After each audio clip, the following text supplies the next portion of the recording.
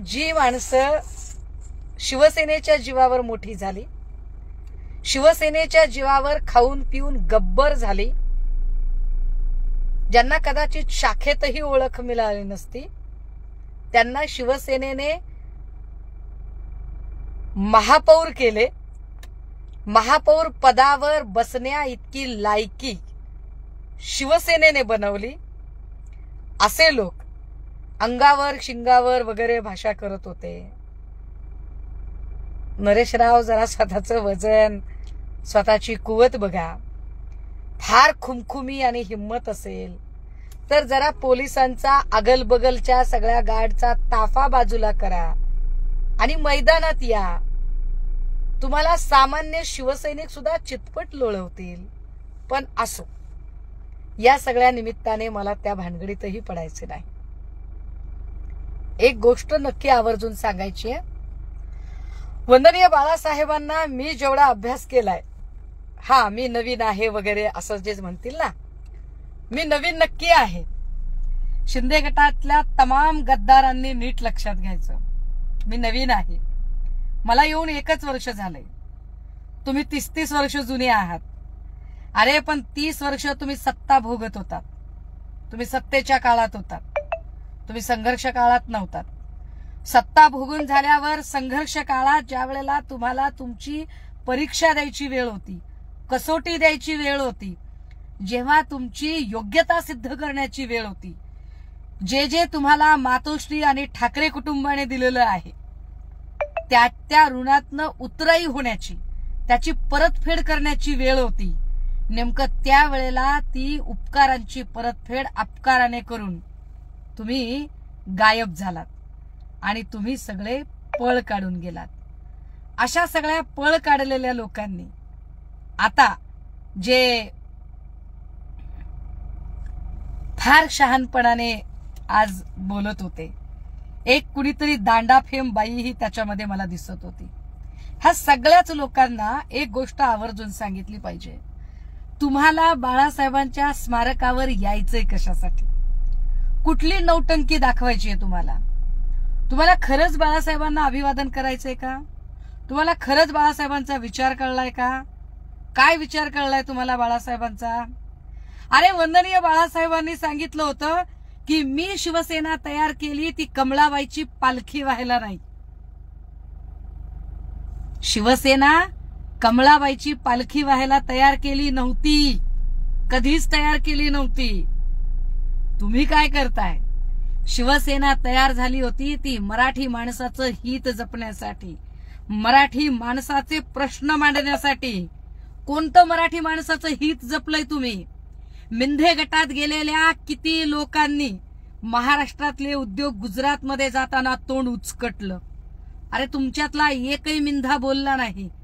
या महाराष्ट्रातल्या मराठी पोरांच्या हातचे रोजगार पळवताना, इथल्या मराठी पोरांच्या तोंडचा घास पळवताना, इथल्या मराठी मुलखातल्या लेकी बाळींना जेव्हा धमकावलं जात होतं, मराठी मुलखातल्या मराठी लेकी बाळींना जेव्हा उपरे महाराष्ट्राच्या बाहेरनं आलेले महाराष्ट्रात घर किंवा ऑफिस राहायला देत नाही म्हणतात, त्यावेळेला तुम्ही तोंड उचकटून बोलला नाहीत.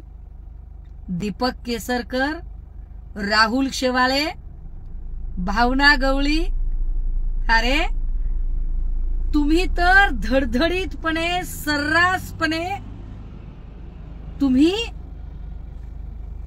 काय केलं? तुम्ही सांगितलं की आम्ही कमळावर निवडणूक लढवायला तयार आहोत. तुम्ही कमळाच्या चिन्हावर निवडणूक लढवायची भाषा करता. एकीकडे वंदनीय बाळासाहेब सांगतात की मी माझ्या शिवसेनेची, मी कमळाबाईची पालखी वाहण्यासाठी शिवसेना तयार केली नाही, आणि तुम्ही त्याच कमळाबाईसाठी जाता. केसरकर तुम्ही सांगता की मोदींना पंतप्रधान करण्यासाठी आम्ही प्रसंगी कमळावर निवडणूक लढवायला तयार आहोत. तुम्हाला काय गरज आहे बाळासाहेबांच्या स्मारकावर येण्याची? काय लायकी आहे तुमची? अरे ज्या वंदनीय बाळासाहेबांनी हिंदुत्वही सांगितलं आणि महाराष्ट्रातल्या लेकी बाळींची सुरक्षाही सांगितली, अरे तुम्हाला दिवाळीसारखा पहाटेचा संस्कार कळला नाही. गोंधळ असेल, अभंग असेल, भारूड असेल, पोवाडा असेल, लावणी असेल, अंगाई असेल, जात्यावरच्या ओव्या असतील, महाराष्ट्रातल्या कुठल्याही लोककलेचा आम्ही आदरच करतो. परंतु कोणती गोष्ट कधी वाजवावी, कधी करावी याचा नियम असतो. दिवाळीच्या पहाटेला मंगल गाणी वाजवली जातात. वंदनीय बाळासाहेबांचं आणि धर्मवीर आनंद दिघेंचं नाव घेत तुम्ही दंगल गाणी वाजवता. दिवाळीच्या पहाटेच्या मंगल प्रसंगी तुम्ही धांगडधिंगा करता. तुम्हाला बाळासाहेबांच्या स्मारकावर यायचंय? तुम्ही इमानदार? अरे कसले इमानदार तुम्ही? कोणता बाळासाहेबांचा शब्द पाळला तुम्ही? वंदनीय बाळासाहेबांनी त्यांचा शेवटचा शब्द, अरे आम्ही गावखेड्यातली माणसं आहोत, गावखेड्यातली माणसं मृत्यूशय्येवरच्या माणसाचा शब्द प्राणपणाने जपतात, प्राणपणाने त्या शब्दासाठी जागतात. काय सांगितलं होतं वंदनीय बाळासाहेबांनी? अरे त्याच शिवतीर्थावरून सांगितलं होतं की मी माझा वारसदार म्हणून मी उद्धवला तुमच्या पुढे करतोय. आजपर्यंत जसं तुम्ही उद्धवला सांभाळला तसं माझ्या आदित्यला सांभाळा, हे तुम्हाला सांगितलेलं होतं. काय केलं तुम्ही त्याचं? त्याच उद्धव साहेबांच्या पाठीत खंजीर खुपसून तुम्ही गेलात. तुम्ही इमानदार? अरे जर तुम्ही एवढेच इमानदार होतात तर तुम्ही एखादी पत्रकार परिषद घेऊन बोलला असतात आणि महाराष्ट्रात तुम्ही येऊन चुका सांगितल्या असतात. तुम्हाला 15 दिवस तोंड लपवून त्या गुवाहाटीत बसावं लागलं नसतं. जे तोंड लपवून गुवाहाटीमध्ये बसले, जे तोंड लपवून तिथे नाटक करत राहिले, जे ब्लॅक कमांडोंच्या सुरक्षेमध्ये इथे आले आणि जो कोणी तुमच्या विरोधात बोलेल त्याच्यावर तुम्ही पोलीस केस केल्या, पोलिसी बळाचा वापर केला, सत्तेतून पैसा आणि पैशातून सत्ता हा माज तुम्ही केला. जी कुठली आक्रस्ताळी बाई तिथे आत्ता बोलत होती शिवतीर्थावर, हीच बाई एक दिवस आधी दांड्याची भाषा करत होती. ती आता शहाणपण सांगणार? अरे तुम्ही माणसं कोण? गळे काढून रडणारे तुम्ही. आम्ही कधीच मातोश्रीवर बोलणार नाही म्हणणारे तुम्ही.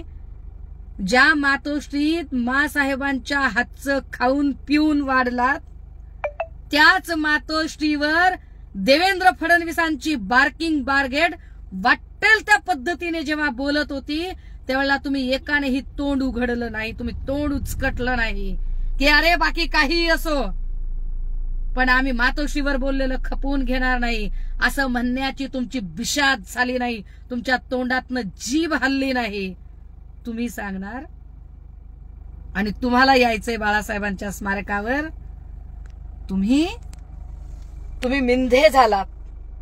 तुम्ही पैशासाठी इमान विकलत. तुम्ही पैशासाठी पक्षाचा विचाराशी फितुरी केली. आणि असे फितुरी करणारे लोक तुम्ही येऊन कशासाठी बाटवणार ती जागा? त्यामुळे तुम्हाला जो काही तुम्हाला गद्दार किंवा अजून काही म्हणणं हे योग्यच केलेलं आहे. शिवसैनिकांनी तुम्हाला तुमची जागा योग्य ती दाखवलेली आहे आणि तुम्हाला योग्य त्या पद्धतीने परत पाठवलेला आहे. आता आमचा प्रश्न असा आहे की उद्याचा दिवस हा तमाम शिवसैनिकांच्यासाठी अत्यंत संवेदनशील, भावना प्रधान असा दिवस आहे. त्यामुळे सन्माननीय मुख्यमंत्र्यांना आमची विनंती असेल की तुम्ही गद्दार गटाचे नेते असण्याच्याही आधी तुम्ही या राज्याचे मुख्यमंत्री आहात, तेव्हा या राज्याचे मुख्यमंत्री असल्यासारखे वागा. या राज्याचे मुख्यमंत्री म्हणून आमची अपेक्षा असेल की उद्या राज्यात कायदा सुव्यवस्था ठेवणे ही आपली जबाबदारी आहे.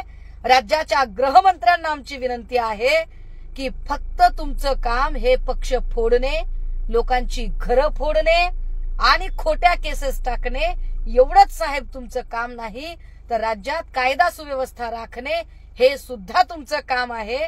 त्यामुळे उद्याचा दिवस कायदा सुव्यवस्था राखली गेली पाहिजे. उद्धव साहेबांच्या वडिलांचं ते समाधीस्थळ आहे, त्यामुळे उद्धव साहेब ठरवतील त्यांच्या वडिलांच्या समाधीस्थळावर कुणी फुलं वाहायची, कुणी नाही वाहायची. जर त्यांना वाटतंय की आपल्या बापाने प्रचंड इमानदारीने हा महाराष्ट्र सांभाळला आणि त्या इमानदारीने सांभाळताना बैमानांची सावली तिथे पडू नये, तर मुलगा म्हणून, नेता म्हणून आणि शिवसेनेची धुरा सांभाळणारे पक्षप्रमुख म्हणून त्यांची भूमिका शिरसावंद्य आहे, ती आम्हाला मान्य आहे. गद्दारांना गद्दार म्हटल्याचा राग येऊ नये. गद्दारांना गद्दार म्हटल्याचा राग येत असेल तर त्या प्रत्येकाने 2 दिवस आधी, 2 महिने आधी आपण काय काय बोललो हे तपासून घ्यावं. कारण मनीषा कायंदे तिकडे जाण्याच्या आधी इकडे राहून काय बोलत होत्या की तिकडे जाऊन काय तुम्हाला मेळावा घ्यायचा आहे तो गुवाहाटीला घ्या, बिकेसीत कशाला घेता, असं म्हणणाऱ्या मनीषा कायंदे आता तिथे आहेत. आदल्या दिवशी दांड्याची भाषा करणारी बाई आता तिथे आहे. आदल्या दिवशी रडणारा माणूस आता तिथे आहे.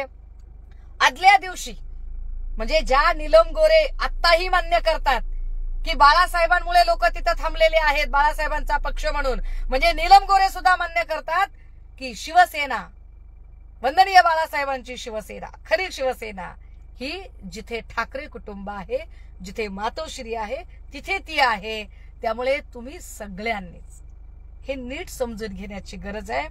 तुमच्याकडे पैसा चिकार आहे, बळ चिकार आहे, गुंडशक्ती, धनशक्ती सगळंच आहे.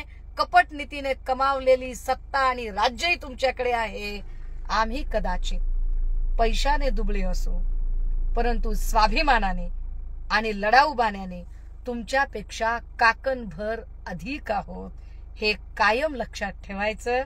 आज शिवतीर्थावर ज्या ज्या स्वाभिमानी शिवसैनिकांनी यल्गार केला त्या सर्व शिवसैनिकांचा आम्हाला अभिमान आहे आणि त्या सगळ्यांना सन्मानाचा जय महाराष्ट्र. तुम्ही पाहत आहात विस्टा न्यूज मराठी.